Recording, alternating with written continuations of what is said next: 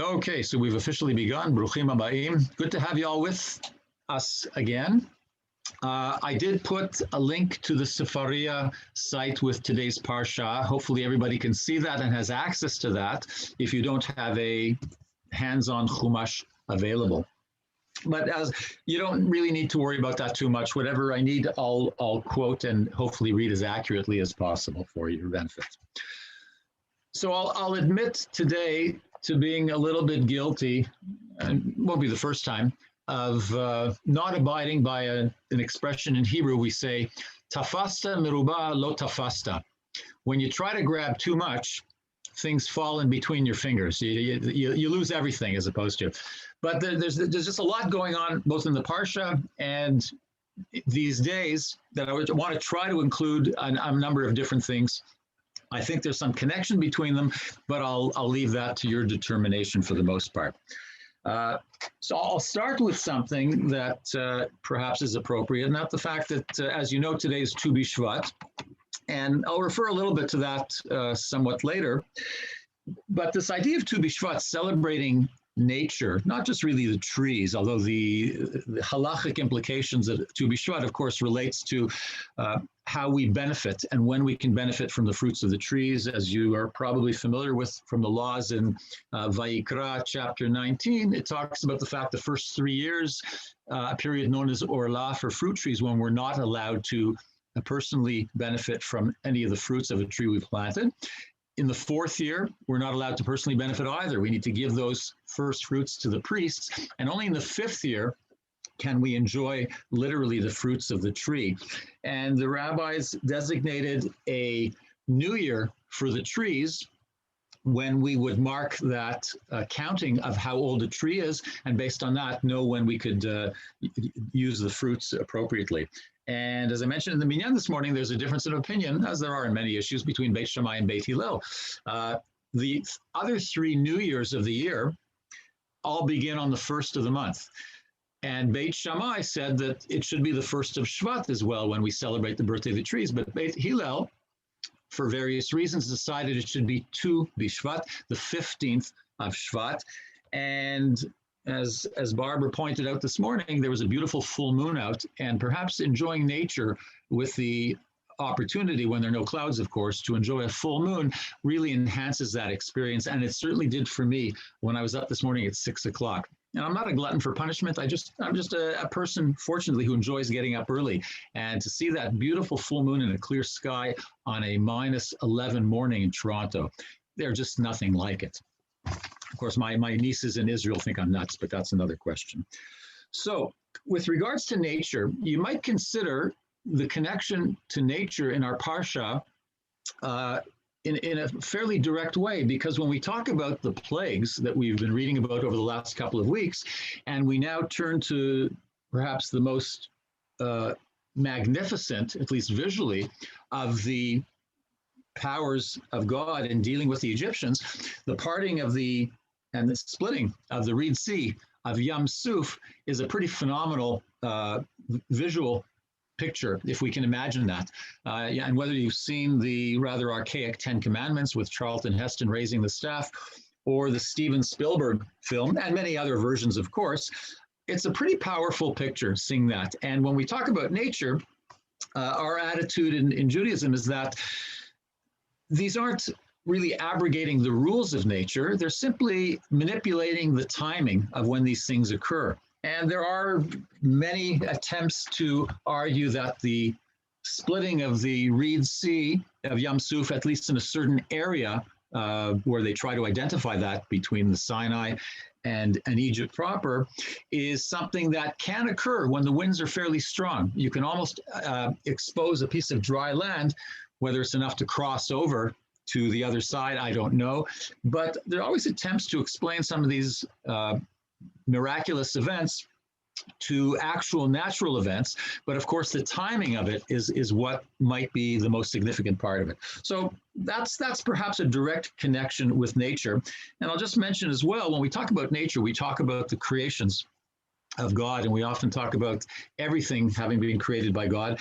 And there is a beautiful midrash which relates to what happens, of course, to the Egyptians at the Yam Suf, the fact that they're all drowned with the exception of Pharaoh with their chariots when the waters come crashing back down upon them. And then Moses leads the Israelites in song, as Yashir Moshe Uvnei Israel. And as part of that, Miriam leads the women in dance with timbrels, etc. And it sounds like a rather rejoicing event at the destruction of the Egyptian army.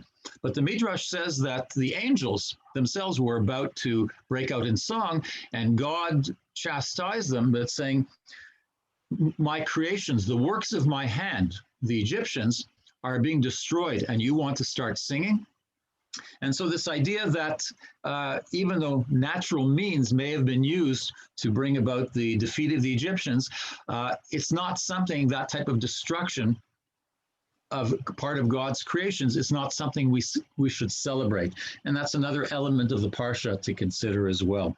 We'll come back to Tu B'Shvat a little bit later. I want to go to another element in the Parsha, which we usually pay attention to. It's a very small, minimal in terms of the text, but we often notice it because it's right at the beginning of the Parsha, and you're probably familiar with it. So if you look at the text, it says in verse 19, Vayikach Moshe et atzmot Yosef imo, ki hashbea hishbia et bnei Israel lemor, pakod yifkod Elohim etchem, v'alitem et atzmotai mizeh etchem. And Moses took with him the bones of Joseph, who had exacted an oath from the children of Israel, saying, God will be sure to take notice of you, then you shall carry up my bones from here with you. So a number of questions arise when we read about this.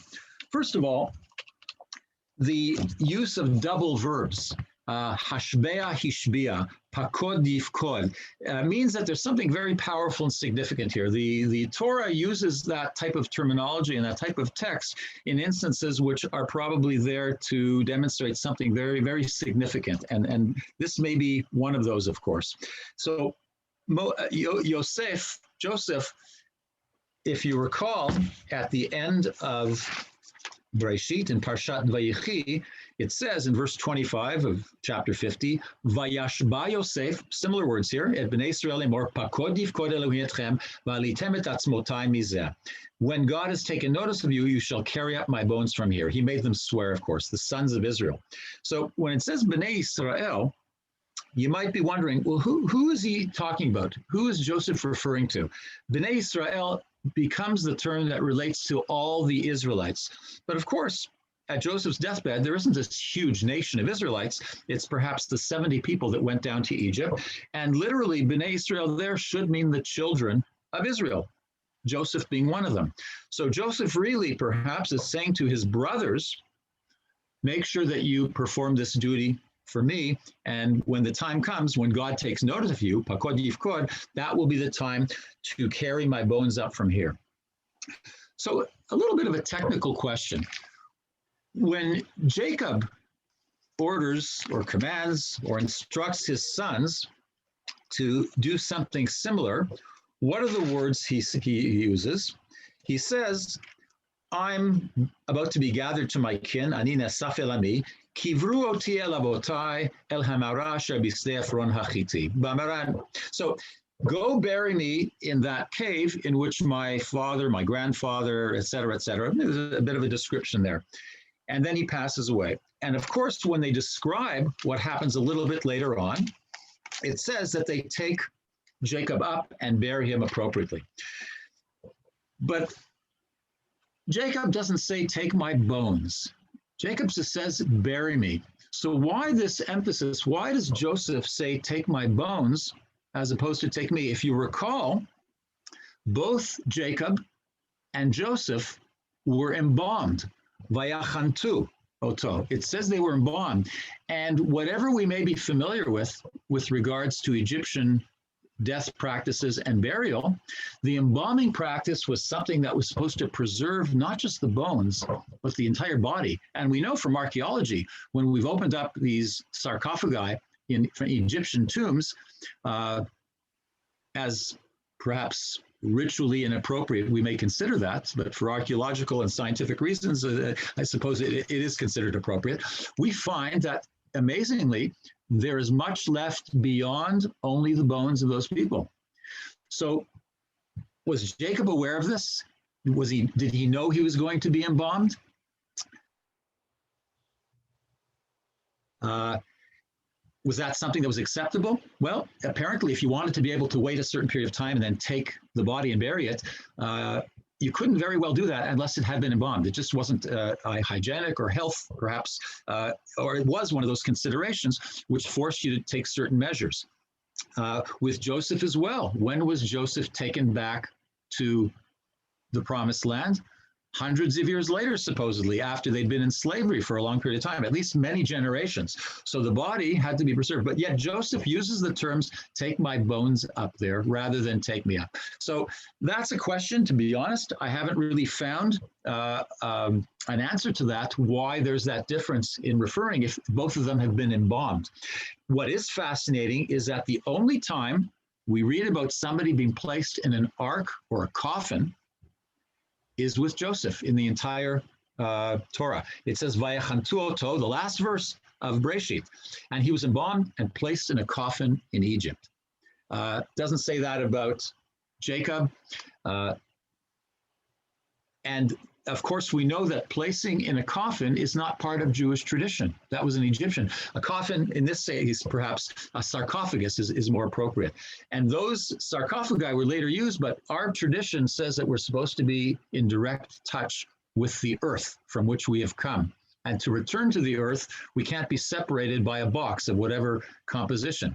Of course, in other countries, we have to respect the law of the land. And for health reasons, in Canada and many other places, we can't be buried in the earth itself. We need to be buried in a coffin.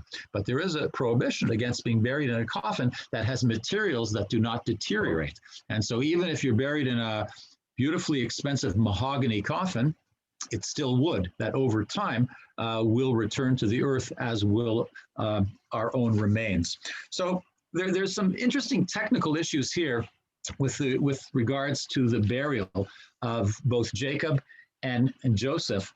But the fact that there's this promise to be buried back somewhere else is a very powerful one.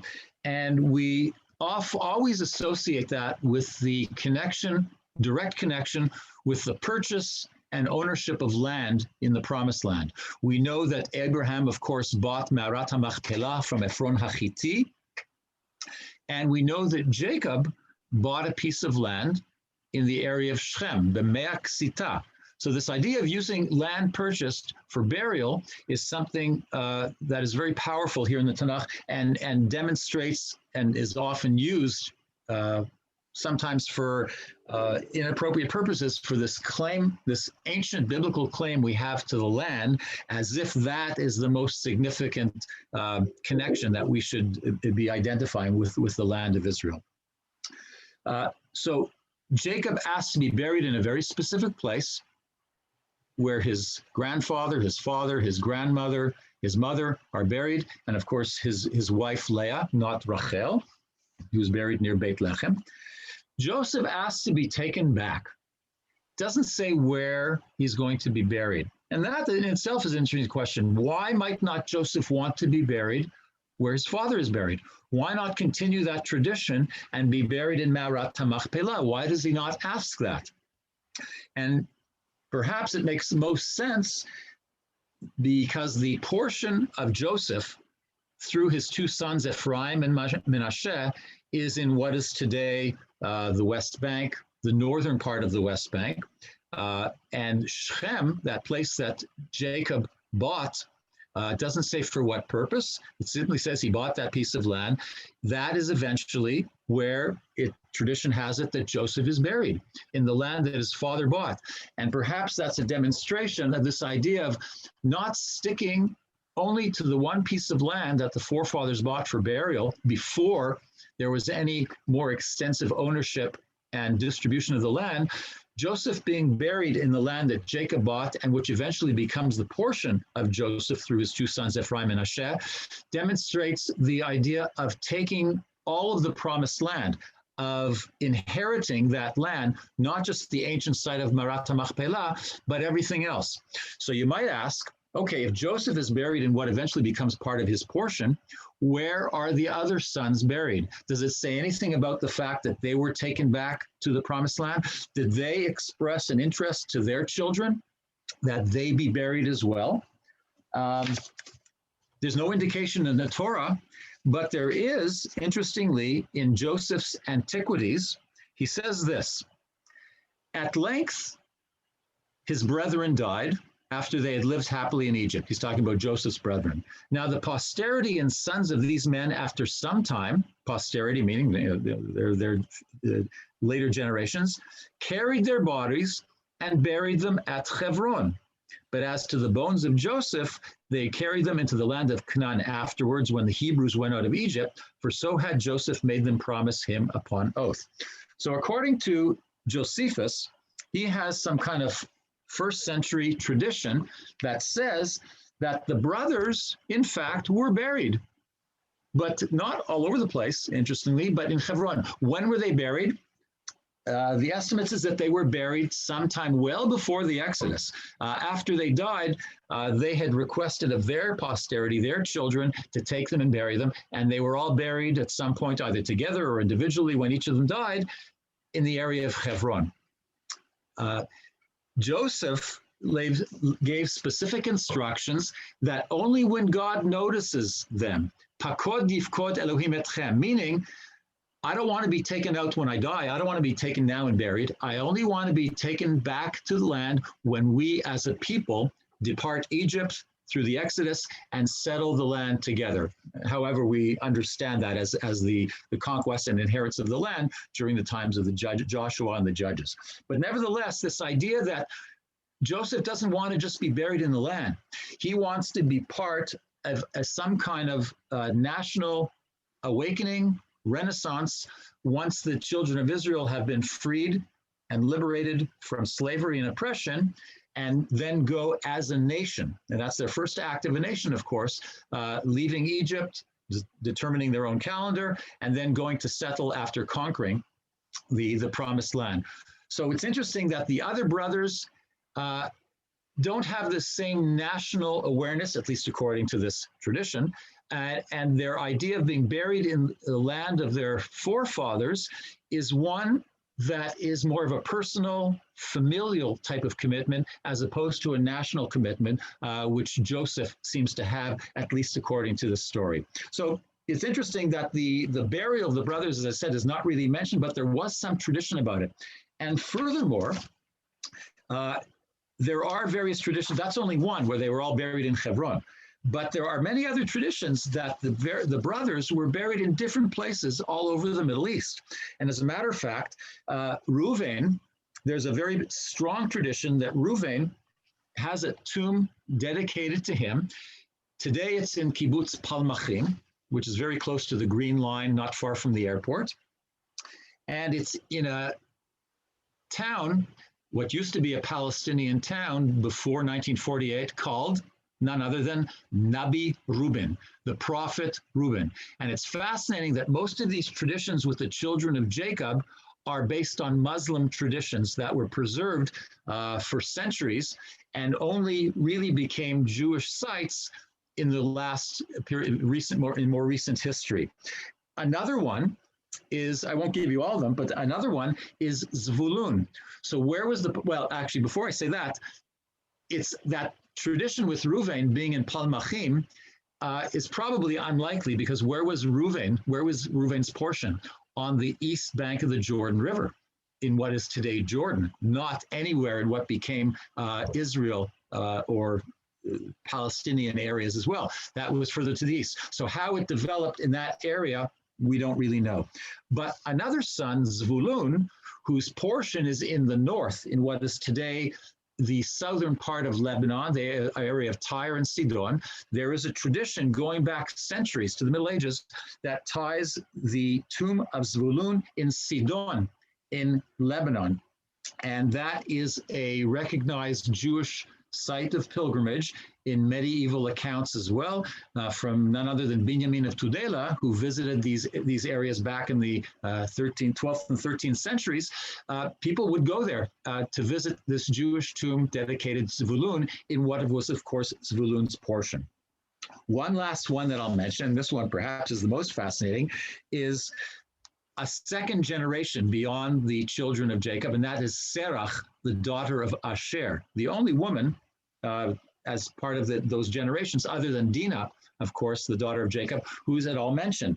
And there are many, many fascinating traditions with Serach. She is mentioned as somebody who came down to Egypt. She's also mentioned as somebody who left Egypt. And actually, there's a tradition that she lived for hundreds of years later and was somebody who lived until the time of the Assyrian captivity back in the 8th century before the Common Era. So she was around for quite a while.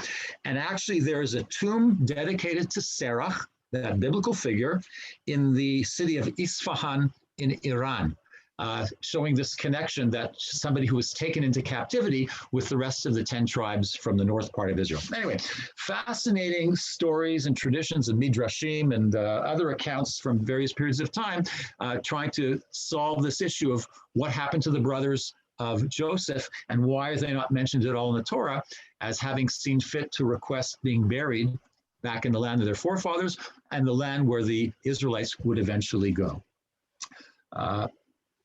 Now I'll come back a little bit to Tu B'Shvat in a rather indirect way. So we talk about the burial of Joseph taking place in Shechem. The bones be taken, of course, by Moses. He seeing himself as the person who needs to do it as the leader of the people and having doing this as a representative of all the Israelites. So where is Joseph buried? He's buried in Shechem, of course, in what is today the West Bank. And when we talk about Tu B'Shvat, we talk about the significance of trees, the importance of planting trees. Trees have become an incredibly important and impactful part of our tradition. Trees are mentioned numerous times in the Torah, very many times in our tradition, in the Talmud as well. We talk about in the book of Deuteronomy, in chapter 19, the fact, Ki ha'adam hu eitz hasadeh. Ki man, humanity, human beings are like the tree in the field. And what do they mean by that? There are different explanations, but man, perhaps or human beings as the pinnacle of creation. Trees are as well the pinnacle of nature. Trees are the most, perhaps, within the natural world of vegetation, they're the most significant elements that exist. They're perhaps the most durable in a sense. They're the most impressive. And we sometimes try to liken ourselves to the tree in the way that the tree establishes roots in certain areas. We characterize ourselves often as different types of trees, those that have shallow roots and impressive branches, those that have very deep roots and fewer branches, those that are more stable, those that are less stable. And we see the tree often as a metaphor of human personality and human characteristics. And the tree is so important that even in times of war, we're forbidden from tearing down trees or uprooting trees that provide fruit. Only trees that don't provide fruit can be used perhaps for machines of war. Of course, back then they used wood to build all sorts of different instruments of war. But trees that bear fruit are not part of that formula. They can't be used for that purpose, whether it's because of war meaning destruction or simply because of the practical need we have of trees and the fruit they provide. So the idea of trees is incredibly powerful. And we also talk about the fact that it's almost an obligation. There's a midrash that says that we need to do when settling the land of Israel, we need to plant trees just as God did when God created the Garden of Eden. So we need to do things as God did, this idea of establishing some kind of sustainable existence on this earth. Part of that is making sure that we plant trees. So when we talk about Tu B'Shvat, and we talk about planting trees, and not this year, of course, but you could get thousands of YouTubes and videos and pictures of Israelis going out to plant trees in various places. Of course, planting trees in Canada in the end of January, the beginning of February is not something that's very realistic, but in Israel, that's the time when they do it. So when we hear of something going on that perhaps is the antithesis of sustainability and trees and respecting the land, it should be something that we need to respond to. And, you know, regardless of your political sensitivities, there was an incident recently where the civil administration in the West Bank, in Judea, or in Samaria, decided, because there was a village there of Palestinians who have planted trees in an area that's right now in a process of appeal in the court as to who exactly owns the land. It's claimed that it is state land that was taken over in different periods of time following 1967, and later for various reasons, for military use, etc. There are all sorts of ways that Israel has appropriated land over the last 50 years or so. But in this instance, these people had planted olive trees as part of their connection with the land. And the olive tree really has special significance in Jewish tradition as well. Unfortunately, because the land is deemed to belong to the state, that action of planting trees, which is really an action of claiming land, as we have done for a century through the JNF, though there are 3,000 of those olive trees planted by the residents of that village were uprooted. You might say, and again, I don't know where you are politically with this whole issue, but you might say, well, if they planted it on land that doesn't belong to them, then of course, why not uproot the trees? Show them who owns the land and make sure that they don't have that connection to the land. I should tell you that this process of determining exactly who owns the land is still an appeal, and the fact that the trees were uprooted before the process had been brought to a culmination is not something that we, as those who see justice as something that needs to be given due course, that's appropriate. And furthermore, the idea of specifically around Tu B'Shvat, uprooting 3,000 olive trees. You may say, well, it doesn't matter to the Palestinians. When you uproot their trees, you uproot their trees. But to anyone who has a certain sensitivity to that, you would think and you should feel that that's as an in-your-face, inappropriate timing as anything else. And that should be something in terms of sensitivity that we should be aware of as well. One of the organizations that is dealing with this, it's of Jewish lawyers, et cetera, and Palestinians, that deals with some of these issues of land appropriation, as they claim, land taken away from Palestinians who claim that it's their ancestral land or it's been in their hands for generations. And again, regardless of the claims, the organization is fascinatingly called Kerem Navot. So I don't know how familiar you are with the story of Navot from the Tanakh, but Navot was the name of somebody who owned a vineyard, Kerem, thus the word Kerem, a vineyard next to the palace of King Ahab in the north of Israel, probably not far from this village of Dir Balut, where this confrontation is going on. And so Ahab went to Navot and said to him, listen, the land you have, it's right next to the palace, and I want to buy that land from you so I can expand my orchards and my vineyards and have that. And I'll give you a better piece of land wherever you want, no problem. Navot said to him, look, this land has been part of my family for many years. And of course, the idea of inheritance of land through the process of the conquest of the various tribes back in the times of Judges is something that's very powerful. And there are all sorts of laws in the Torah itself as to how important it is that that land remain within the family, within the tribe. We're all familiar with the story of the 5 daughters of Tzlofchad, who want to maintain the ownership of the land within their family and maintain control of that when they may not have brothers who can inherit it. Anyway, so this is what Navot claims.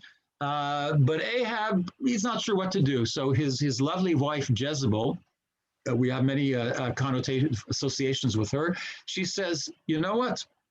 Let's take him, bring him to a gathering in the community and have two witnesses accuse him of blaspheming God. And so, in fact, to make a long story short, this is what's done. And Navot is taken out and stoned to death. And of course, after that, it's not a problem whatsoever for Ahab to take over that land, which he does. And of course, the curse that is brought upon Ahav and Izebel, their Hebrew names, for this act by the prophet Elijah is something quite horrible, where the dogs will lick their bones and lap up the blood of them once they have died. And in fact, this happens and is described in the Torah. So why do I mention this? Because first of all, the name of this organization, in terms of appropriating land and uprooting trees that, even if we're not sure of the exact ownership, it's not something that we should condone and look as something that's favorable. And as I said, doing this particularly around Tu B'Shvat should be a very painful event for us, regardless of our political sensitivities in terms of what's going on between the Palestinians and Israelis. And again, that it happens on Tu B'Shvat is particularly significant. But trees are also something that are part of other traditions. We talk about the idea of trees as designating a hold to the land, giving us ownership. We're very familiar with the efforts of the JNF, the Jewish National Fund, the Keren Kayemet L'Israel, for more than 100 years of planting trees in different areas, not just to beautify the desert and not just to make it more environmentally pleasant and aesthetic, but as an act of claiming land. Where trees were planted, people settled. Where people settled, that land in many cases eventually became part, if we're going back to the first half of the 20th century, became part of what was eventually included in the partition plan in 1947, and of course expanded beyond that during the course of the War of Independence. This idea of settling and planting trees go hand in hand with one another. Planting trees are making a statement that we believe this land belongs to us. We need to make efforts to make this land a place where living and our economic viability is something that is sustainable because we're planting trees. And trees are used for very different purposes in these places in terms of what they can do. It's not just fruit trees, trees that serve as a windbreak to protect crops, trees that affect the atmosphere when planted in large numbers in order to make that place more viable in terms of the environment itself. So there are a lot of reasons why trees are planted, but that's been part of our experience, certainly in Israel. But as I mentioned, it's not only an Israeli custom. We know that many trees are also planted in memory. Forests are planted and dedicated to those who perished in the Shoah. Often those of us who have planted trees in the past, I remember on Tu B'Shvat, we would be given those little pages with tiny little leaves that we would stick onto the tree as we donated. I remember, I think it cost $2.50 to buy a tree back then. Of course, anyone who's bought trees recently knows that $2.50 would be a bargain today. But nevertheless, it showed a commitment for many, many decades in the diaspora outside of Israel for people to have that direct connection with Israel by planting a tree. Whether you could ever visit that single tree and see your name on it is another question. All sorts of fascinating stories about that. But this idea that we have a connection with Israel through the planting of trees. And I mentioned this morning at the Minyan that in Canada recently, they've also been on an incredibly ambitious project of planting trees in memory of all those who have served in the Canadian Armed Forces since World War I. There's a program called, you're familiar with the Highway of Heroes, but along that Highway of Heroes, they're trying to plant directly along the highway as well as in land around it, 2 million trees in recognition and acknowledgement of the 2 million people who have served in the Canadian Armed Forces since the First World War. A beautiful program.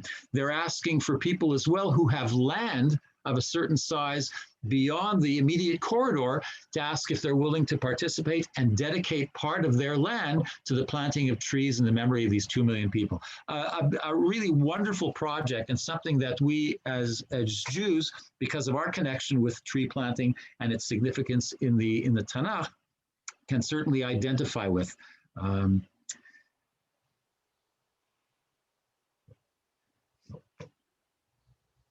I'll stop for a moment and ask if anyone has any comments or questions about some of the things I've thrown out at you this morning.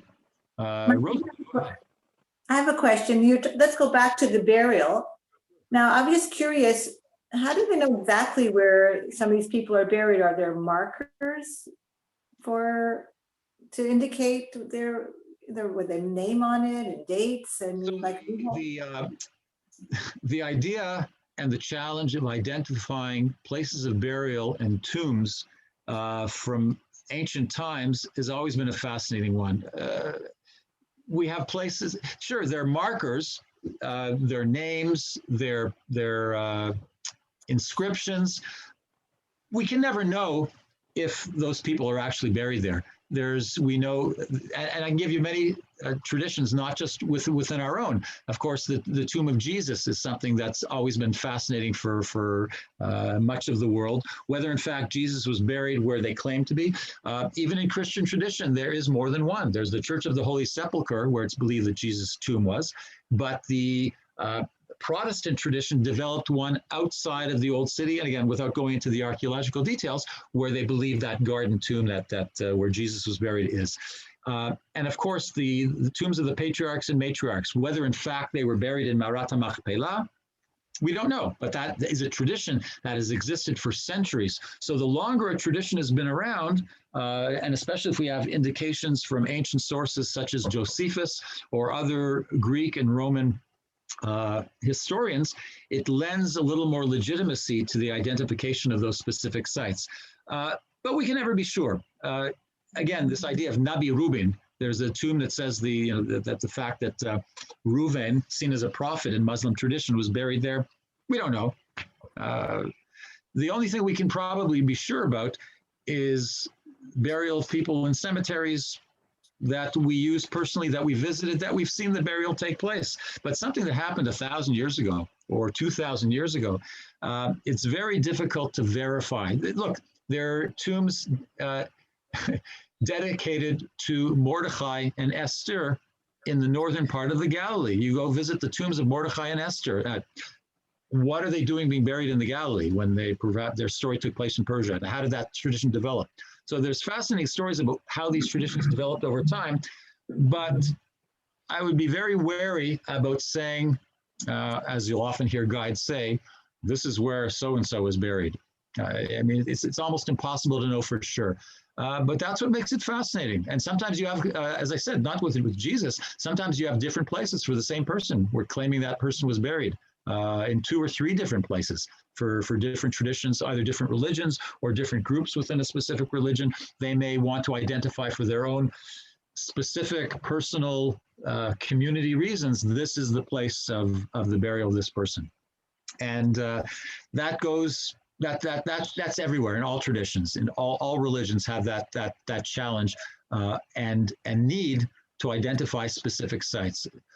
What would pilgrimage be based on if we weren't able to try to claim that somebody was buried in a specific place? The whole idea of pilgrimage is to visit holy sites. Holy sites meaning where this person performed some kind of act, or where this person is buried, or part of this person happens to be here, the bone of this person, the hair from this person, from this saint, etc. This idea of relics is something that's rampant throughout Europe. Important to identify tangibly with someone. I think that's part of human nature. We need to have something that we can identify with physically. We need to know that there's something there. Otherwise, why would we put so much emphasis on burial of our own loved ones? The need to visit a cemetery to come to some kind of physical connection, separated by a couple feet of earth with someone we loved and admired. We need to be right there. It's not enough to think of that person. Most of us need to go and visit a grave. So extend that to people that are important in our tradition, whether it be Moses or Jesus or Muhammad. It's important for us to try to find some kind of physical way of connecting with those people. It's not enough to read something they wrote, to abide by laws they instructed us to perform. we as humans need that physical, tangible connection wherever possible to be able to fully identify with someone. So as far-fetched as some of these identification of sites may be, it's something that definitely serves a human need. Thanks.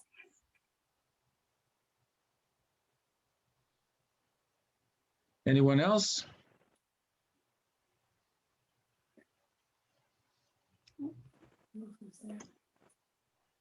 So one other thing that happened this week, and I want to end with this, something on a completely different note, but because it occurred this week, I thought it's important. You're all familiar with the Eurovision contest, right? Which Israel has actually won a few times. And the person who won the Israel part of it and will be representing Israel in May in the Netherlands at the Eurovision contest is a young Ethiopian woman who was born in Israel, of course, because the Ethiopian immigrations took place a few decades ago. She's 20 years old, and her name is Eden Elena. I'm not sure if you've heard of her. Wonderful voice. She was actually supposed to represent Israel last year with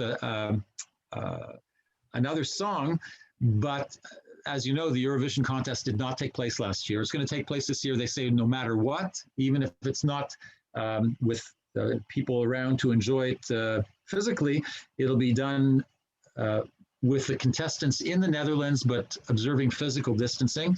So she's performing a beautiful song this year called Set Me Free. And I'm going to play that song for you to conclude today's session. So just give me a second to share the screen.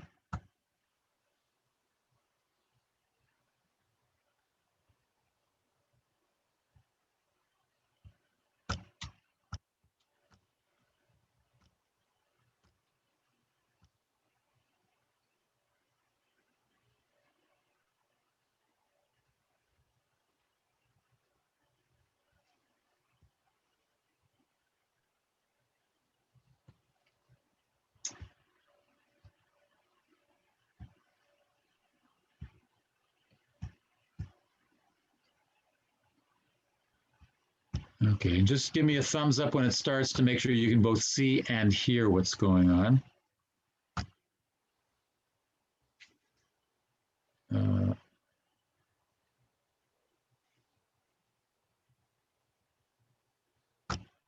Oops, sorry, just one kind of tiny technical thing here.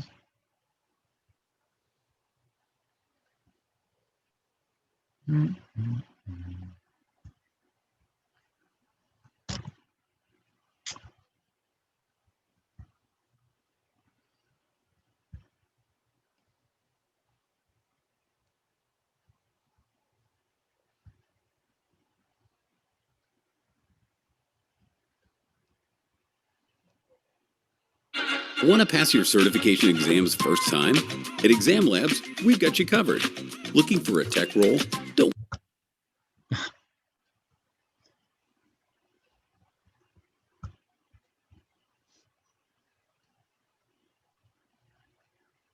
Oh, sorry, give me 1 second. So it skipped to another video. Sorry, 1 sec.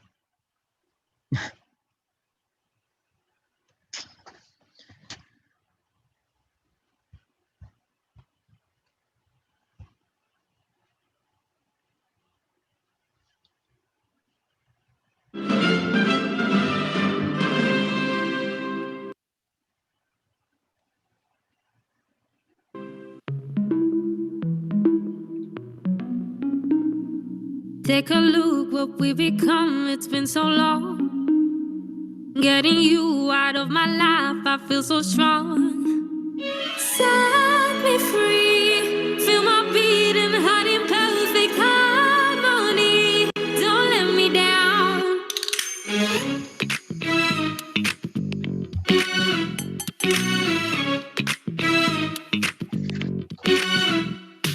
Feeling like a prison, looking for the reason I don't wanna say goodbye.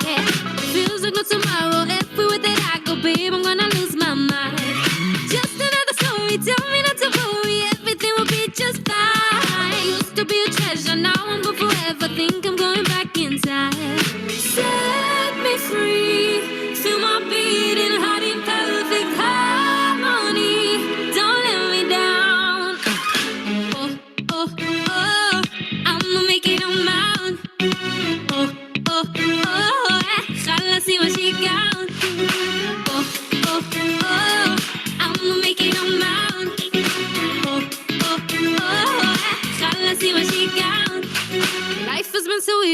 protocol is cheesy. It was paradise.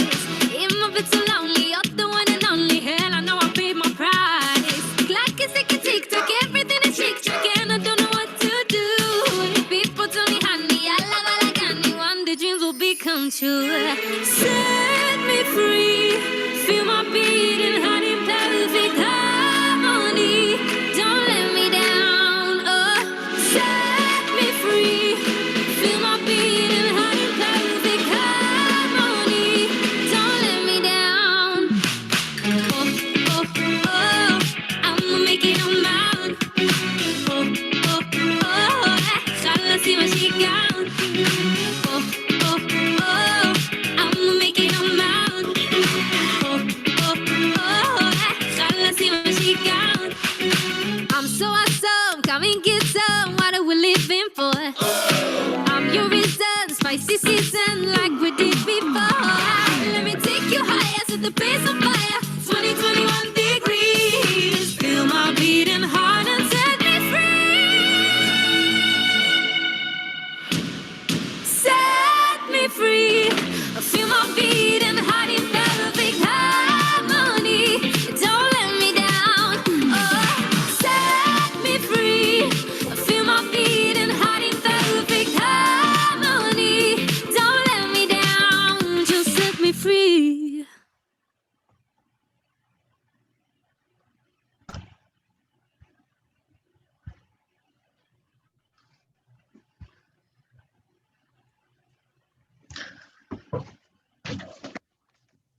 So just so you know, she serves in the Israeli army, and she's in the band, in the music corps. Very talented young lady, and hopefully with all the nasty things we got going on and coming out of Israel in recent times, it's good to see some good stories as well. So hope you all have a wonderful day. Set yourselves free. Thank you, Michael. Yashikoa. Michael. Okay.